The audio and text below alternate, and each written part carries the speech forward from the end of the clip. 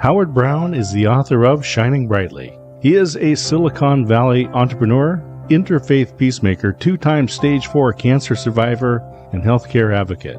For more than 3 decades, Howard's business innovations, leadership principles, mentoring, and his resilience in beating cancer against long odds have made him a sought-after speaker and consultant for businesses, nonprofits, congregations, and community groups.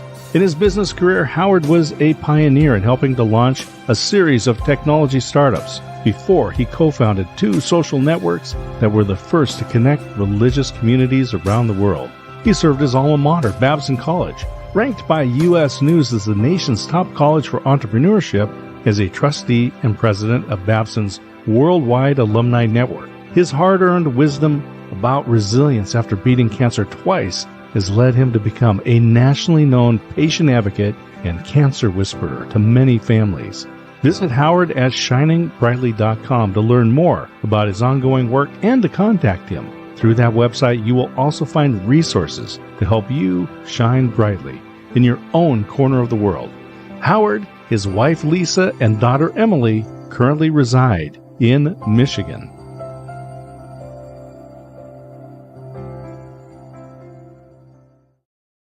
Well, and what fun. We got Howard live here on Amazon.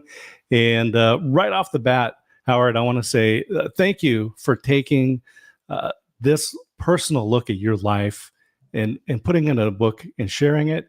And Tim Sohn, who we both know, is also a cancer survivor. He says hi, early comments here. So Hey, Tim, what's going on?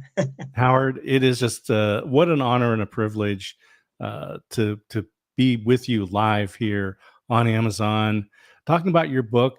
I've purchased the pre-copy, but the pre-release, so I'm looking forward to that downloading as soon as that happens tomorrow, right? Thank you for having me, Scott. I'm excited. Amazon live casting with you. It's an amazing feeling because it's funny, 3 years of hard work to produce this, great work of art, my life story, my memoir. And tomorrow's the starting line, right? You'll get your Amazon code for your Kindle ebook, and then the hard copy and the paperbacks will ship. And so it's so exciting. I'm just beyond thrilled. Yeah. And it's been in pre-release and it's already topped the charts. Just with what's been out there. And I was privileged because I got the advanced copy. I got a proof copy of your book and was able to read. And it's a compelling story that I'll just tell people it starts with horse-drawn or horse cavalry riding into the village and all the way through Silicon Valley up to today, all the advances in medicine. I mean, it's a world history in your book.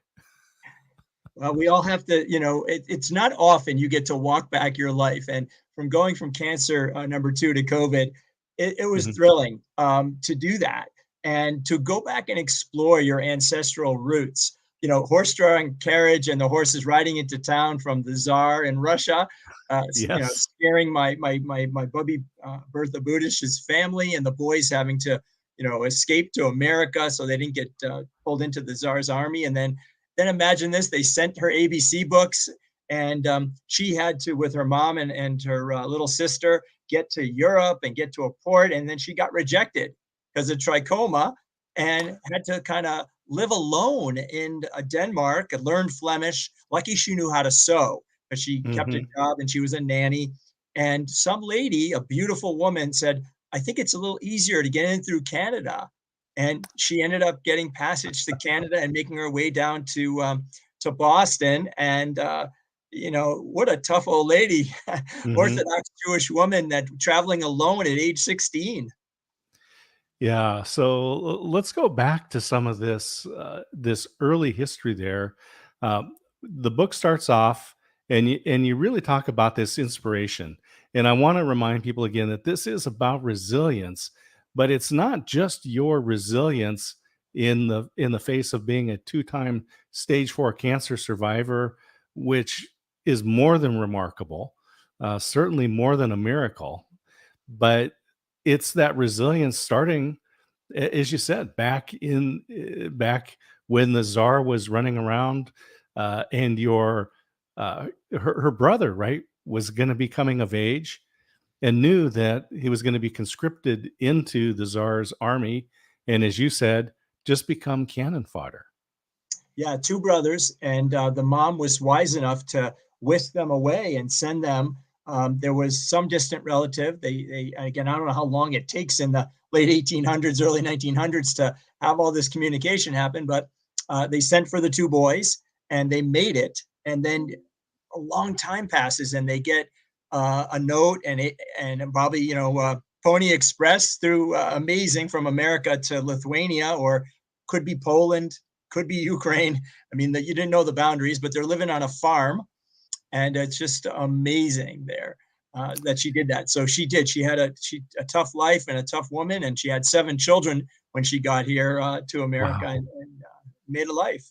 Yeah, and you make that that there's a moment where you talk about that story of Fiddler on the Roof that we're so familiar with. So many of us are familiar with, Right. but it's all about the songs. But it was real. I mean, this is not just a musical, and This is a real life. I mean, this is many people's real life. Whether you came from Italy, Germany, Ireland, and just mhm, you're looking for something more, something better. And yeah, my grandmother, my great grandmother Bertha, used to tell me she when she got to America, she got down and kissed the street. She thought they were paved with gold and milk and mm, honey, and she thought yeah, this is to create a better life. And mhm, many this is my story is not unique there. Uh, mhm. my story is one of making the American dream, and coming here and putting down roots and making life better. Oh, and that's what I love about it is your book is so relatable. So Sure. I know I think the stats are like 1 in 4 people will experience cancer of some sort. Um, and so many of us have roots in immigrants. And so uh, it's so much that comes together. Um, the your great grandmother Bertha, what a beautiful story that she has because she lived to be more than 100, right? 101. Yeah, 101, and but she taught you about life.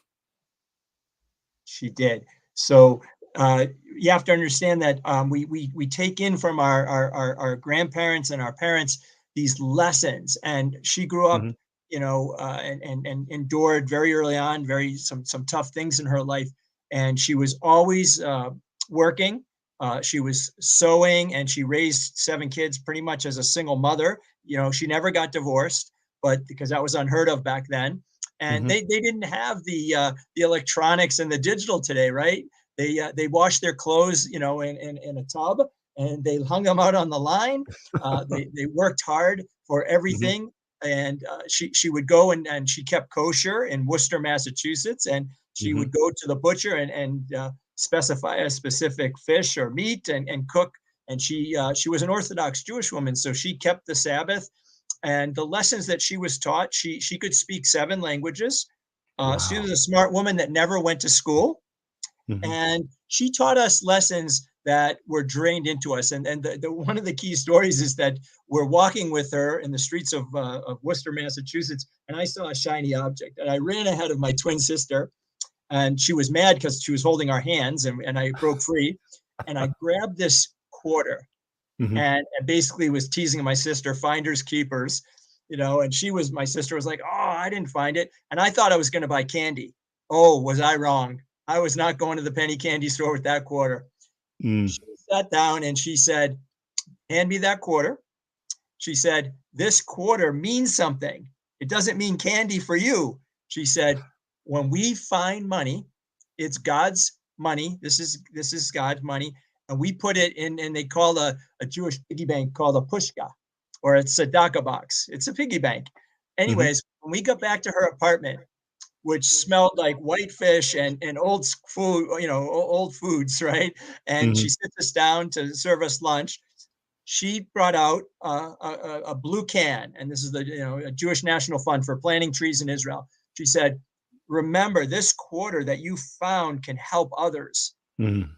You put it in a piggy bank, a pushka, and then you decide who to help. And I have to tell you, since I was 5 years old, that story has been ingrained in me, and I've Mhm. taught it to my kids and our family. Whenever someone finds money, we put it in a pushka. And as Bubby Bertha would say, and Bubby Lil, and my mom Nancy, and her sister Roberta, we Mhm. still do this today. You find a 20, you find a $1 bill, it goes in the tzedakah box, and it is there for someone else. And Yeah. it's beautiful. It's beautiful.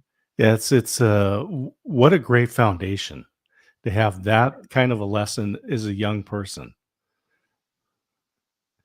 And as I read the story and we go through, um, that concept continues to really resound. So it's the caring for others.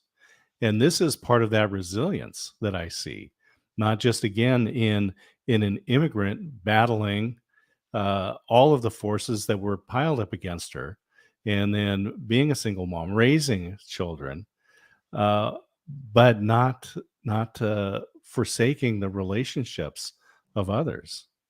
Absolutely. So that they call it tikkun olam. It's repair and heal this broken world, and we're all Yeah. broken individually, and we all have to improve and make a better life for ourselves. So great lessons that I've taken with me, and in the book, these are really how to live, as I said, a resilient life with hope. But they're great lessons to take stock of where you are today. Where are you? Are you happy where you are today with your health, with your family, relationships, emotions, physical fitness? And if you are happy, wonderful. If you're not, Mm. you can take stock of where you are and where you want to go. And because we've all been knocked down, right? Emotionally, physically, financially, and in relationships. And having been a two-time stage 4 cancer survivor, I've been knocked down to my core. And Mhm. the object in life is to get back up again and Yeah. do better. Yeah. And it is really, I find this again early in the book, but then this thread continues through. What's the purpose of living a good life? So it takes a while to learn some lessons, and you do that by scraping your knee, failure, Mm. misreading the tea leaves, and doing something that just didn't work out, and Mhm. you take that experience through life, and I came back and I looked at myself and I said, I've had lots of miracles. Cancer one with a bone marrow transplant from my twin sister, a Mhm. miracle baby through um, in vitro fertilization and frozen sperm 11 years later. And then Mhm. lastly, with colorectal cancer, a hot chemo bath in my tummy and removing all the dead and live cancer cells. I'm so blessed and lucky and grateful to be here. But what I learned, it's not what I can actually get. You think about it, after all I've been through, I deserve a little, something. It's not Yeah. the case. Mhm. I actually has given me even more resolve to what I can give. I need to give, and I learned how to accept help. And it's more about giving in this world. That's the Mhm. legacy you want. You bring up an interesting point about being able to receive as well. In some cases, it's easy for us to give. We're happy to help people, to carry heavy things up the stairway for them, or hold the door open. Whatever it is, we're happy to do that. But in some cases, we're not willing to let others help us, which in a way is being a bad friend to those people. So it's funny when you get cancer, people don't know what to say to you. They Mm. don't know what to do. So you actually have to give them a little help. And I learned Mhm. this. I took help. I was embarrassed that I got so financially caught up in all these medical bills that my friend named Bobby Powell from high school, he said, "I'm calling your college buddies. We're starting a GoFundMe for you." She goes, "Not you don't need to be focused on worried about how these medical bills are going to get paid." And I was resistant. And you know what? I broke down and I said, "You know what? You're right." And I let Mhm. them in, and the generosity around the world to $108,000 took so much pressure off me. That's I have people wanted to help. They wanted to Mm. help, and whether it was give $1 or bring me a nutritious milkshake because I lost 35, 40 pounds, Wow. it was beautiful. And Mhm. people want that feeling. They want to be able to be counted on, and they came to me. And if they couldn't afford to give me a gift, they prayed for me or they cheered me on. It Mm-hmm. doesn't matter about it doesn't have to be a physical gift. It can actually just be a prayer or a joke or some support in other ways. So I allowed, because of the digital world, Mm-hmm. in cancer number one, no internet, no cell phones, no computers. Yeah. So you get the busy signal, the old busy signal on the landline. This time around, with Facebook and with Instagram and with LinkedIn, people can, at a moment's notice, see if you're having a good day and cheer you on. And Mm-hmm. it's beautiful. And I took that in. It helped me. It really did. I think it was really helpful for me to allow different people of different cultures to actually send their, good vibes, good juju my way. And I'm not, such a believer in all that, but you know what? I am now, because it all worked, because I'm here and breathing. Absolutely. And I'm just going to put this back up so we can see. There's your book, Shining Brightly. It is highlighted in the carousel. I want to remind everybody they can click on that book and add it to cart right now. Kindle, hardcover, paperback, whatever's your preference. The book is available to start shipping tomorrow. So get it in your cart today. It is an inspiring story, resilience throughout, from your great grandmother all the way through yourself, and through and into your daughter. And there's a great chapter there that talks about your miracle girl. And we'll hold that for a little bit. Sure. Uh, these traditions that you grew up with in mentorship. And I want to remind people that shiningbrightly.com is prominent at the end of all of your chapters, because not only is there just a remarkable story in each chapter, but you put in practical information and links at the back of each chapter. And people can go to shiningbrightly.com and learn more, and probably bring you in as a speaker or teacher or lecturer or something, because these are great stories. And there's discussion guides, and I actually I fill out this discussion guide on survivorship for cancer and life. Mentorship is leadership and entrepreneurship, and I leave the last two blank. I Mm. give people the top 16, and then in the last 18, the last two, I say fill those in.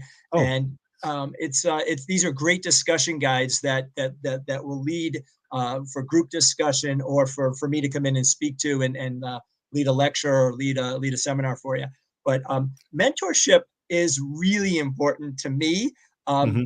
And there's two types, right? There's the one where you're the mentor, and there's other where you're the mentee. And if you allow yourself to be a mentee and allow that experience, like I will tell you that, Bubby Bertha Budish was a mentor in many, many ways. She Hmm. passed on immense amount of wisdom and great cooking and tradition that we carry forth. The stories, they still carry forth today when we gather the family, and it was much harder during COVID. But I have to give my wife a lot of credit, because I was doing volunteering. I met my wife through the Jewish community in Los Angeles, Jewish Federation, and they had like a college fair, what to do next, where to volunteer time. She said, "You'd be a great big brother," the Mm. big brother, big sister program in Los Angeles. And I said, "Oh, I don't know." And I want to tell you, one of the best experiences in my entire life was being introduced to a young man named Ian Ellis at age 10, whose dad was in prison. His mom was a tough, chain smoking New Yorker who was an artist living on Venice Beach. And she thought that Ian needed, an adult role model. And so we met in the office, and you go through background checks, and they make sure they're making this match correctly. And the social workers know what they're doing. So we walked down from Santa Monica, about 10 blocks down to the beach, and he brings a little portable magnetic chessboard, Ian, and we're talking. He's 10, right? And I'm probably 28 years old, maybe a little older, and we're talking about what kids want to talk about. Sports and music a little bit, and he's talking about Transformers and comic books. And darn it, he beat me in chess. So that was our first meeting, and we met every other week for years. And then I actually had to go petition the board of Jewish Big Brothers, because I got a job promotion and moved up to a job change to Silicon Valley. And they were like, "Oh, we've never done that before." And I said, "I don't want to, jeopardize Ian and his ability to get scholarship money for college. I'm going to fly down or fly him up. We're going to continue this match until age 18. Hmm. Well, we did. He got scholarship money for UC Santa Cruz and Florida Wow. State for his master's, and Hastings Law School in San Francisco. He's an attorney, and he's just had a baby, Noble, and he's married to Sarah. And after one of my big surgeries, 3 months, I made it out to stand up in his wedding, and Emily and I and Lisa got to be in Ian and Sarah's wedding. And so imagine this, 30 years later, Ian, his mom has passed away. His father came out of jail, passed away. He's got very few family. We're Mhm. his family. My daughter Emily calls him Uncle Ian. She just went and visited him in Portland, and we took this relationship to the next level. Mm. We've wrapped our arms around each other, embraced each other, learned from each other, and we are family. And that's one of my most proudest things I've ever done in my entire life. That's beautiful, and I love the whole idea of mentorship is so important. And as you say, not only getting mentorship, but being a mentor to someone else, passing that on to the next generation. And when you decided to write this book, you reached out to your mentors and those who had had an impact in your life. And I know that teachers, coaches, family members, that not only do they teach us that subject, but the best ones teach us about life, maybe using that subject, maybe that sport or that activity. And I thought that everyone had that, but it turns out not everybody had that. But you can create that, and that's part of the resilience and the inspiration that I get from your book. Well, this is amazing. So because I'm not a great writer and grammar is optional sometimes because but I'm a good speaker. And so I convinced my publisher. He said, "Let's write a legacy. You don't know if you're going to live." We wrote 10 chapters at a coffee shop, over a couple hours. And I said, "Let me think about it." It wasn't a bucket list thing. I didn't know, because I was really more intimidated about writing a book. I called him back, David Crum of Front Edge Publishing and readthespirit.com. And I said, "David, I have one condition to write a book." He goes, "Only one?" I said, "Yep, only one." I said, if you allow me to record on Zoom and let me tell the stories and bring Mm, in my family, my friends, my mentors, my mentees, people of influence that are part of my life, and let's record them and make those transcripts. And then those transcripts could then become chapters, and then we could get to a manuscript of 18 chapters. He said, "I got to call you back." We've never done that before. So we started in October of 19, and now 238 Zoom sessions. mm. And what an amazing time. So you spoke it a little bit, but I brought my camp counselors. I went to Jewish summer camp called Camp Millbrook. I went to another one called Camp Clark too. And imagine this, reconnecting with your camp counselors and talking about me as like an 11 or 12-year-old camper with these, really they were probably, freshmen in college, Marcus Brown and Al Lyon, and we thought they were superheroes. They taught us how to air guitar. They taught us sports. We thought they were the coolest guys. They painted, I think it was Bloister Cult concert shirts. I mean, the lessons that we learned from these guys were our role models. We're 11 or 12, we're impressionable. And oh God, when they came on and we talked about camp was like their entire existence, these guys at this time. And the movie Meatballs had just come out, and we got to screen it with Bill Murray and all the pranks and all this stuff happening. And so you just never know where that inspiration's come. So, but reconnecting with my camp counselors from age 11 and 12, what a treat. Mhm. And did the same thing with some people from work and some bosses and managers. And it was just such a fun experience that I had to capture that. And the stories are different because it's not just the author, me, telling these stories. There's Mhm. multiple voices. There's 158 people that are thanked and are in the book, and you're hearing their voices. And I got to tell you, because sometimes it was 30 years ago, we can't remember. We disagree, we argue, we laugh. It's fun. Mhm. So the book's told in that manner of a conversation of me connecting with these people, some people after many, many years. Reading through those stories is great because so many of us can relate to them. It may not be the names and the places, but the concepts are the same. We had those experiences, and to read your book and be transported back is such a gift. I'm going to give a couple of comments here. So Oh, sure. Tim Sohn, he does say congratulations on the book, as does Christine Smith. And Russ Hedge sends greetings. And Richard in San Diego says, Lashana Tova, Howard. And I'm probably So pronouncing Lashana Tova is today happens to be the evening of the Jewish New Year, Rosh Hashanah. We started our Jewish high holidays. And thank you, Richard, and Lashana Tova to you. Beautiful. All right. So these the mentors, you were able to come back to them and have that connection, bring those stories to life for us and share them, and bring us into your college days, because as you say, as we said at the very beginning, at the opening, that you were on the trustees for the alumni for Babson College. Yes. And it is the best college for entrepreneurship.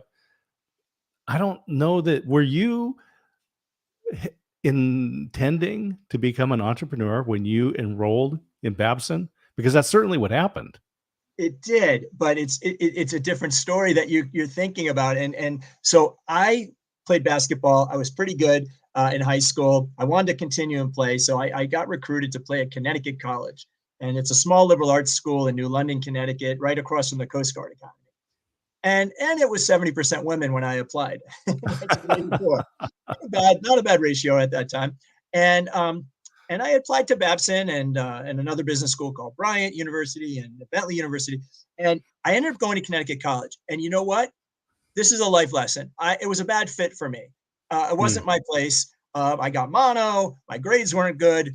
I partied probably too much. I didn't even get to play basketball that much because I was sick. And my dad, he said, "You're taking summer classes. You got to get your GPA up." And I took 2 summer classes at Babson College. I took a marketing class, got an A+. I took a general management class. I got an A+. And the professor was the dean of the grad school at the time, Marilyn Snyder. And I attribute this to her. She changed the trajectory of my life. It takes sometimes another mentor to see what you can't see within yourself. She sits me down and she says, "Do you go to school here?" I said, "No, I'm taking classes because I got to get my GPA up. I go to Connecticut College." She said, "You don't belong there." Straight out. She barely knew me. And she said, "You belong here at Babson.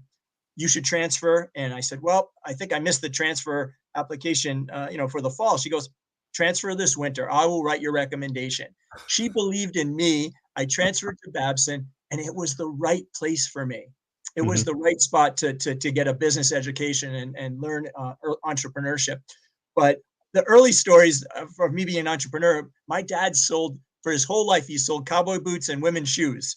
He's the original, on commission entrepreneur. And I got to travel on the road with him. And there's stories of traveling into the, upstate New York for hours to meet go to a farm and a tack shop and sell stuff, and, road trip with dad. And, there's great family stories too, road trips with the grandparents to the Catskill Mountains. And my parents have their own thing going to Ogunquit Beach, Maine. But I knew I wanted to be an entrepreneur after Babson. I knew that I wanted to be an innovator. I knew that it was technology, and I pursued that, after Babson. And my giving back to Babson happened much later. I basically was on the receiving end of a world-class education and started my career at NCR Corporation in technology and in banking. Actually, was how I. I love it. In the book, and I'm just going to make people buy the book and read this story about driving down that long road to the store. And after that experience was over and you got back in the car with your dad, and he had you write 3 letters across their page. We won't tell people what they stood for, but those 3 letters were NDG, I believe. NDG.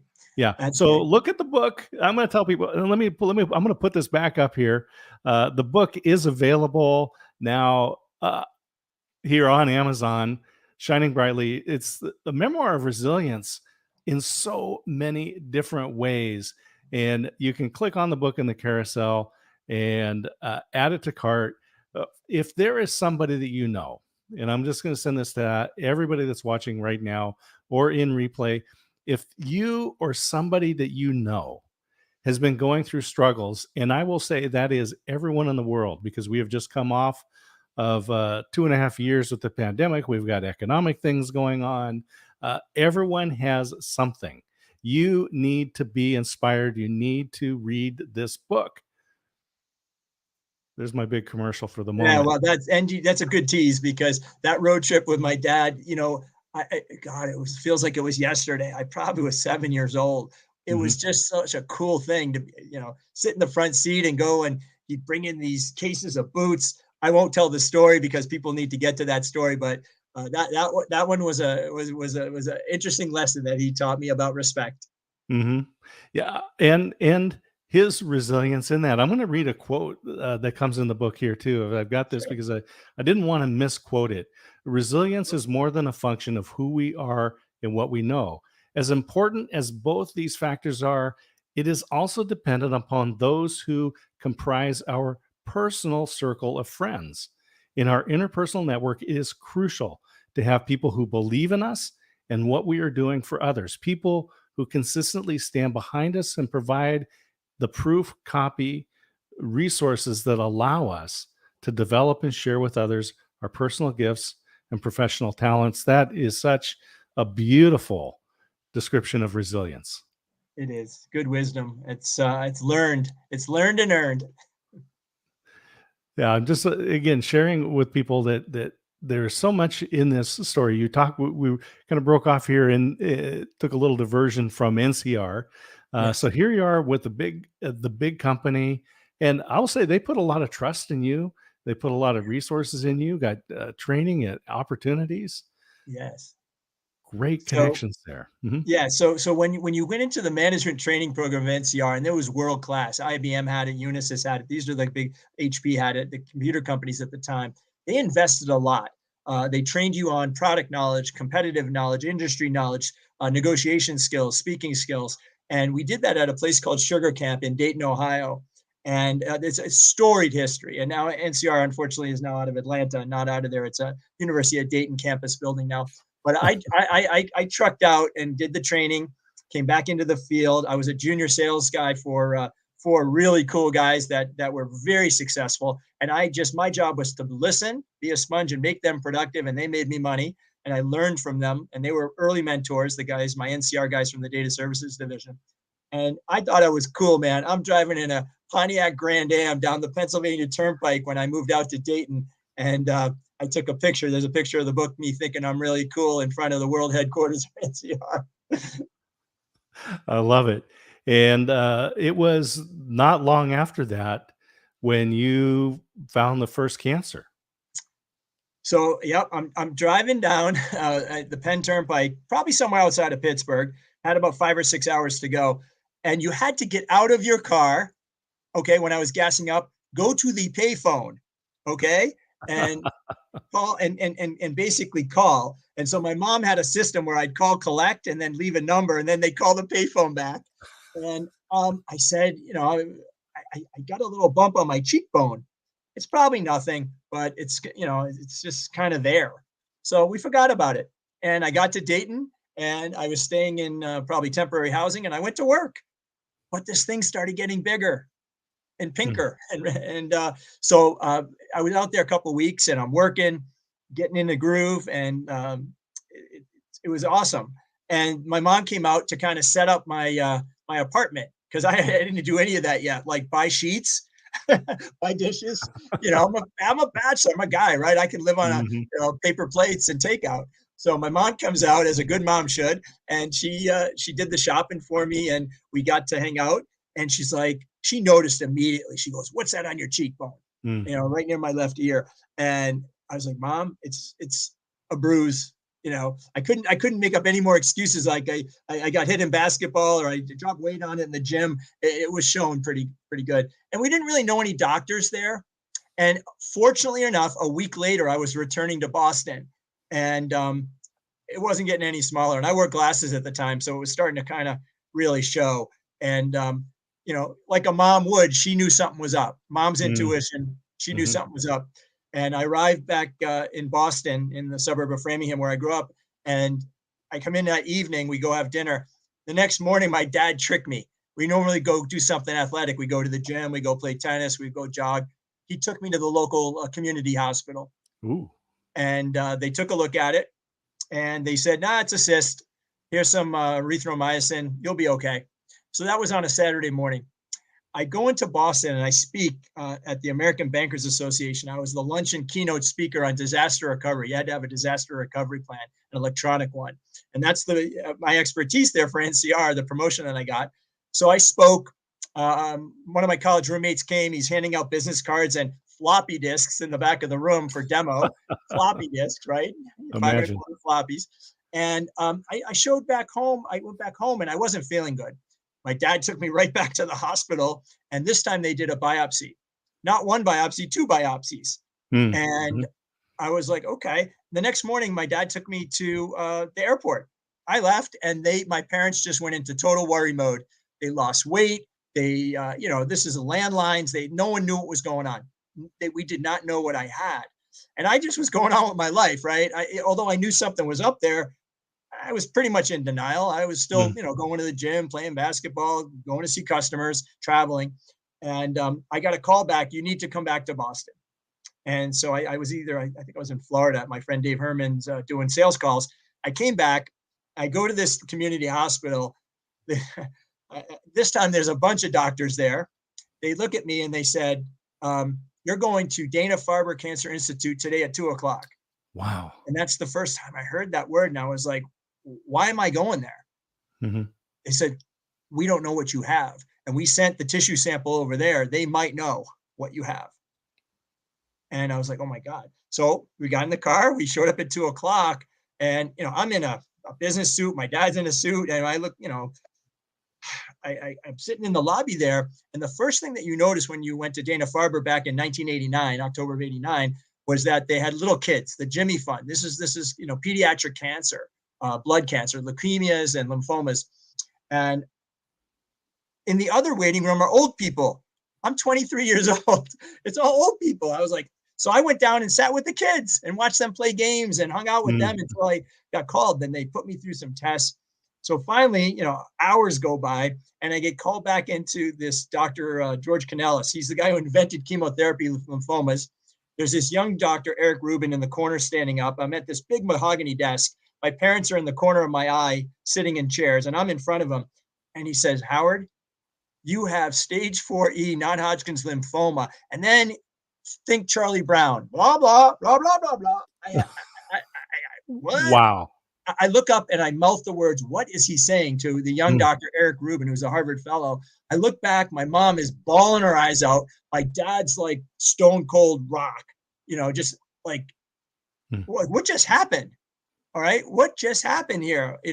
And they were like, we're going to try to knock it out with heavy duty chemo. And I got to tell you that I was the deer in the headlights, completely deer in the headlights. We sat there. They tried to give us a game plan. I didn't understand any of it. My dad went to the library and got a book about lymphoma. Wow. That's, we didn't have the search Google or anything like that. Yeah. We didn't know. And we talked to some friends that might've had, blood cancer, busy signals. You couldn't do anything, but we got back to Framingham and we brought my sister over for dinner and we just cried a lot. We just cried because really at that time you heard the word cancer and they just said, you're going to die. You're going to die at age 23 and a half. And it's growing too quickly.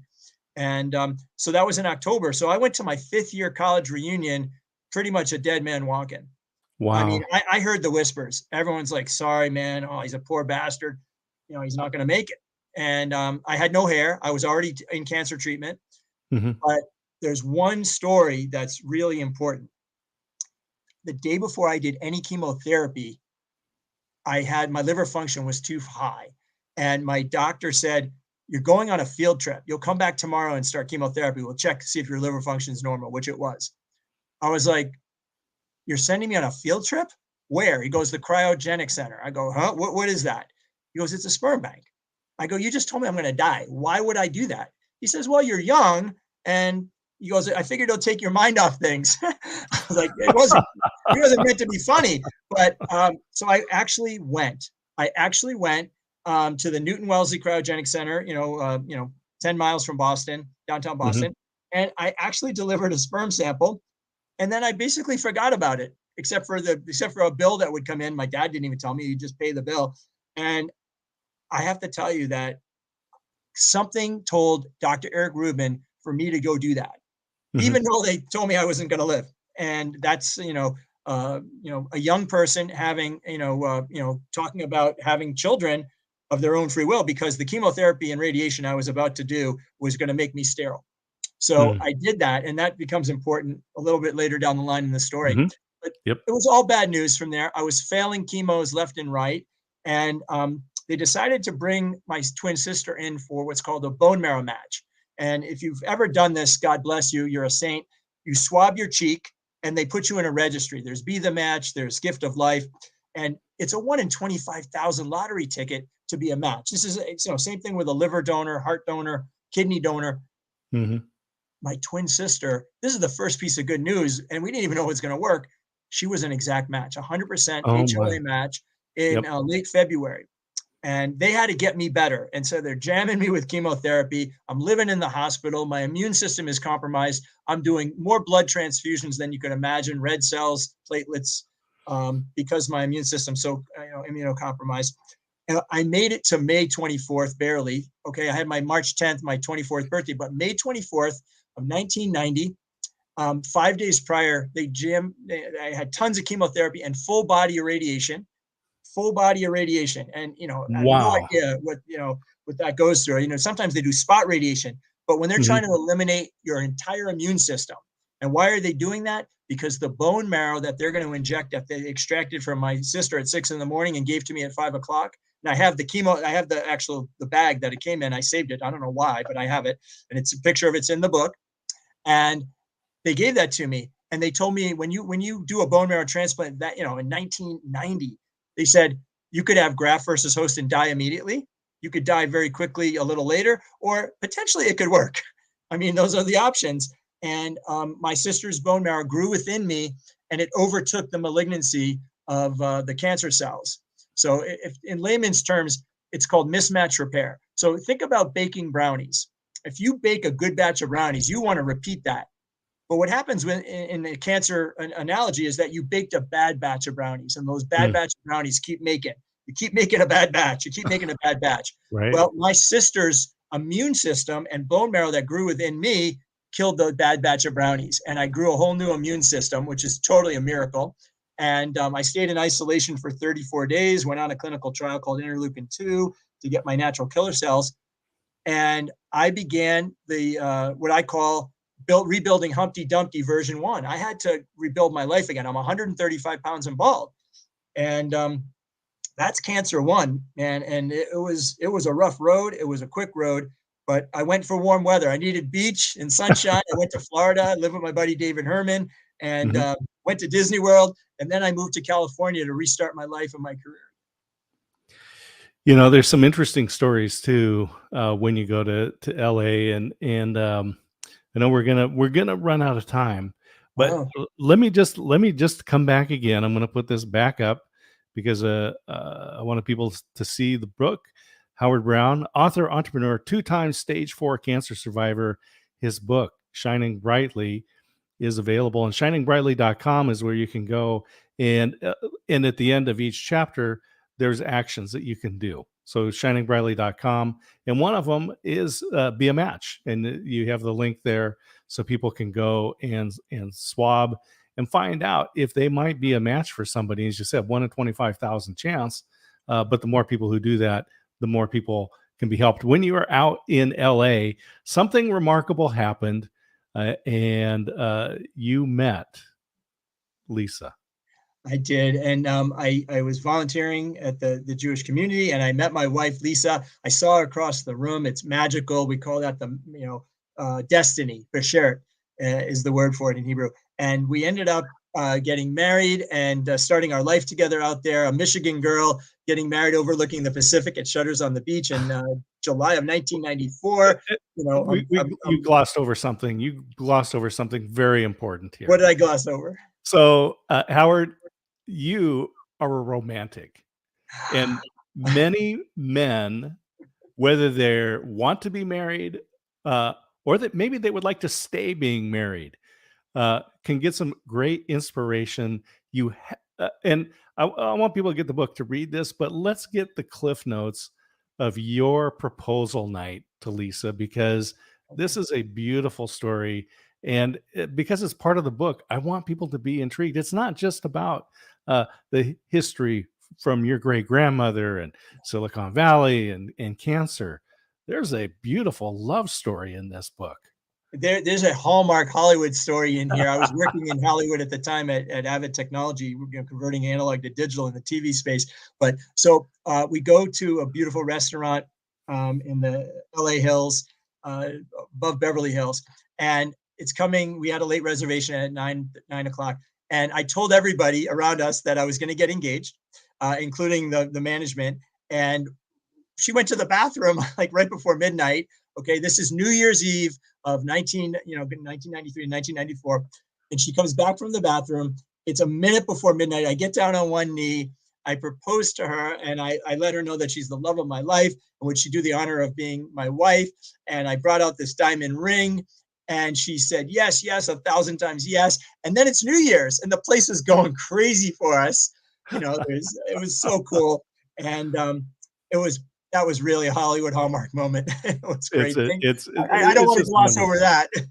Yeah, that's good. And I want people, man, your bride to be or your existing bride, take a moment, do something like Howard. So that in itself, that chapter in itself is worth the book. Your wife is also a remarkable person. I have a quote that I'm going to bring up here as well. In 2021, and I'm quoting you, while I was drafting this book, Lisa wrote a key chapter in another book. It is a guidebook written by a dozen co-authors to help the millions of unpaid American caregivers and their families. The title is Now What? A Guide to the Gifts and Challenges of Aging.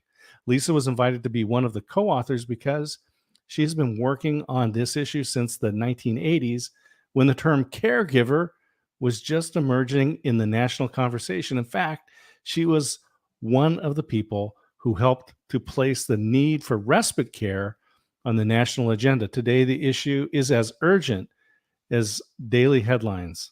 In the midst of the pandemic, families nationwide depend on our nation's more than 50 million caregivers. Wow. So you for guys a person, are a match. well, she is all heart. She worked in Capitol Hill, and then she worked in LA County Children and Family Services. So children, youth, and families is her passion in her life. And family preservation, she wrote those acts of law that they go signed by other senators and congressmen, but she was the legislative aide and analyst to do all that work. And she had to become my caregiver. Not only is she mom to Emily, when you get diagnosed with stage 4 colon cancer, you need someone to be there for you. And she had to become my person. Caregivers are superheroes. They're unpaid. They don't sleep. They worry. They take on everything on their shoulders in order to move forward. And unfortunately, patients die. But I lived, and she and my mom, the first time, with cancer one, caregivers are superheroes, and we need them. And that book is valuable. It's a valuable resource. I recommend people check it out. And so let's we're gonna run time, but I want to thank everybody that's been watching, listening. Make sure you're clicking on the book, add it to cart, buy another copy. And the great thing about Amazon is there's somebody that that needs this inspiration. They need to understand that they're not the only ones. There's great stories in here, stories of romance, and as we just said, and if they buy the book, Scott, I'll send them a book plate. I'll send them an autographed book plate, because you can't do that for the Kindle. But if you register on the website, I'll send them an autographed book, because we don't do book signings anymore. ShiningBrightly.com. So people can add the cart, and you can choose the address. So you can have it mailed directly to buy the hard copy book, because in today's world, Kindle's great, paperback's fine, but you really want to impress somebody. You really want to help somebody out, some friend of yours, some relative. Get a copy of the book, put their address in, have it sent directly to them. All right. So I wanted to get back to that. Your second stage 4 cancer is another one. And you mentioned that this is at age 50. You said at age 40, had you gone in for screenings, maybe, as you said, this book wouldn't have even been written. You're right. And so I didn't have many symptoms, but the amount of chemotherapy and radiation I took for cancer one, they've now discovered that could lead to a second cancer. I waited till 50 to have a colonoscopy. The screening age is now 45, unless you have family history or you're having symptoms. And there is just a plethora of young onset colorectal cancer today. There's 150,000 or more new diagnoses, and it's preventable. If you go get a Cologuard test, a FIT test, or even the gold standard, a colonoscopy today, the prep is no fun. But quite frankly, if they snip a few polyps and you don't have to go through what I went through, chemo, surgery, side effects, oh my God, if one person does that off of this, we've saved a life today. And I want to give you, I'm going to do a shout out. Ryan Reynolds just did his colonoscopy on air. Okay, not the gory parts, but if you go to leadfrombehind.com, you can watch him and his partner, McElhaney, get their colonoscopies and it got 3 billion impressions. If you get screened, whether it's your mammogram, your prostate, your colonoscopy, please do it. Your self-care is so important. I scream from the rooftops because you got to take care. You go get screened, because the last 6 years have not been fun for me, going through chemotherapies and tons of surgeries and side effects. Oh boy. Yeah. So this is such valuable information, so helpful for people. As we come to the end here, I want to remind people, shiningbrightly.com. The links are in the book at the end of each chapter. There's great practical information. Each chapter is a marvel of a story in itself. And you talked about a doctor having you put sperm into the cryogenic bank. That's a great place. That's a great miracle to start to close down here. Talk about your daughter.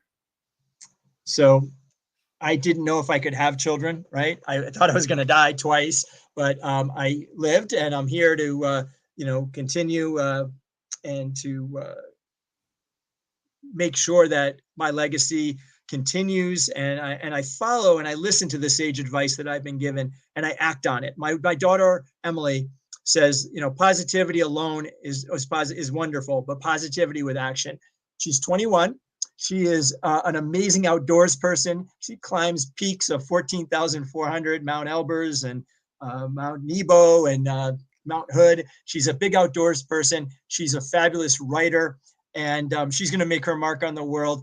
And she's a miracle. And the chapter on miracle, she's a miracle girl because she was born frozen sperm 11 years later. And we are just blessed to have her.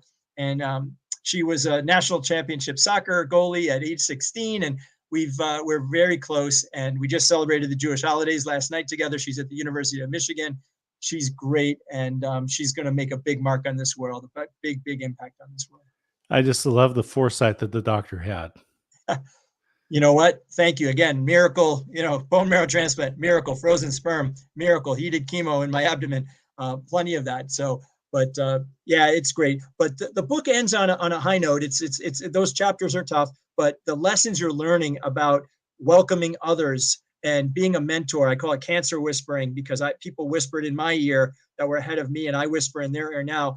But the book ends with hope. All right.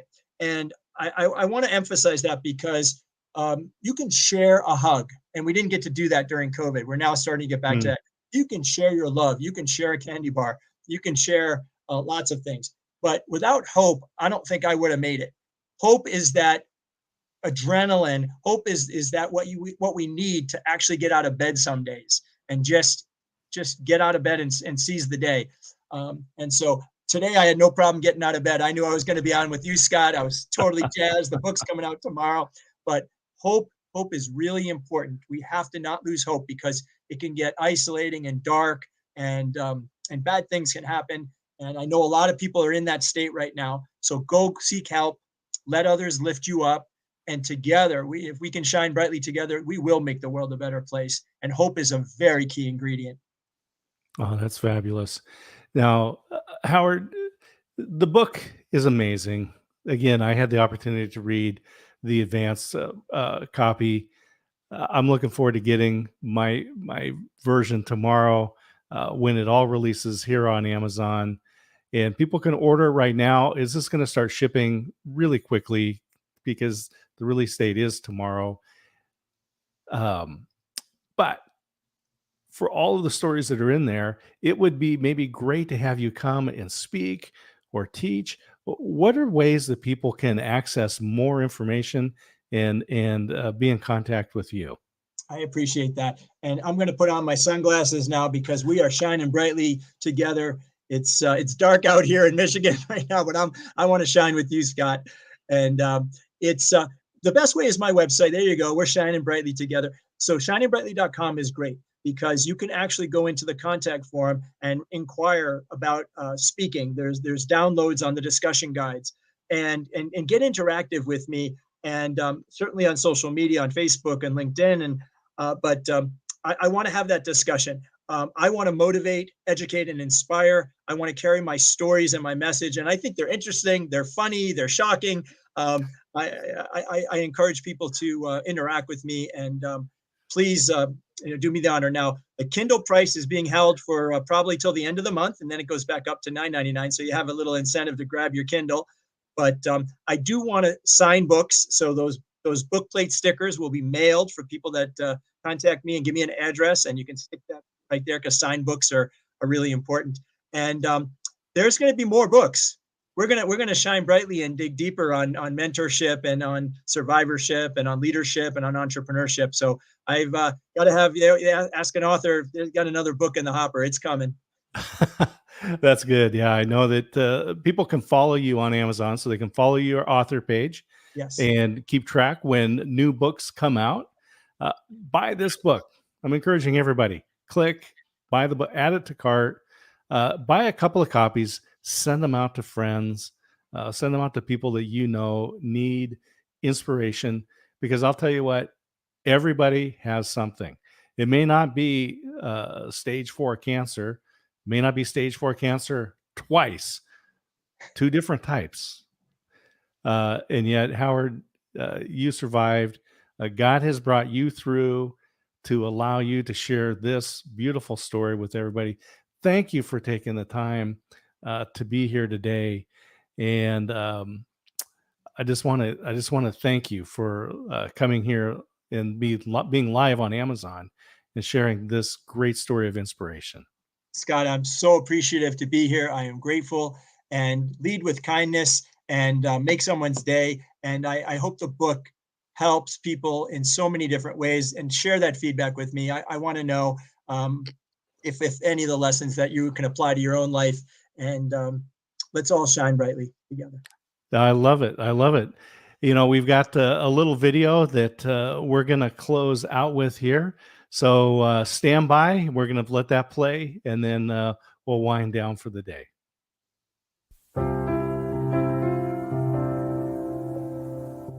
Howard Brown is the author of Shining Brightly. He is a Silicon Valley entrepreneur, interfaith peacemaker, 2-time stage 4 cancer survivor, and healthcare advocate. For more than 3 decades, Howard's business innovations, leadership principles, mentoring, and his resilience in beating cancer against long odds have made him a sought-after speaker and consultant for businesses, nonprofits, congregations, and community groups. In his business career, Howard was a pioneer in helping to launch a series of technology startups before he co-founded 2 social networks that were the first to connect religious communities around the world. He served his alma mater, Babson College, ranked by U.S. News as the nation's top college for entrepreneurship, as a trustee and president of Babson's worldwide alumni network. His hard-earned wisdom about resilience after beating cancer twice has led him to become a nationally known patient advocate and cancer whisperer to many families. Visit Howard at shiningbrightly.com to learn more about his ongoing work and to contact him. Through that website, you will also find resources to help you shine brightly in your own corner of the world. Howard, his wife Lisa, and daughter Emily currently reside in Michigan.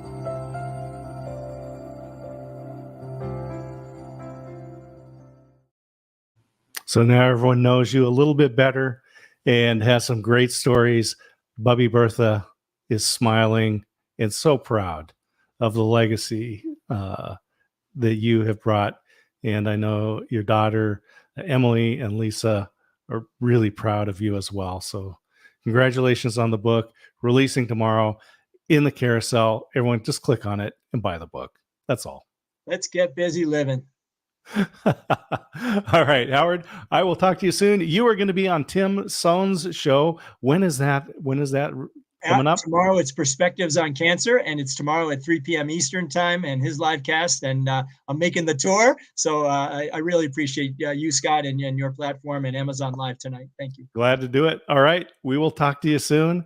And everybody, we're just going to sign out and say thank you for tuning in. Howard Brown's book, Shining Brightly.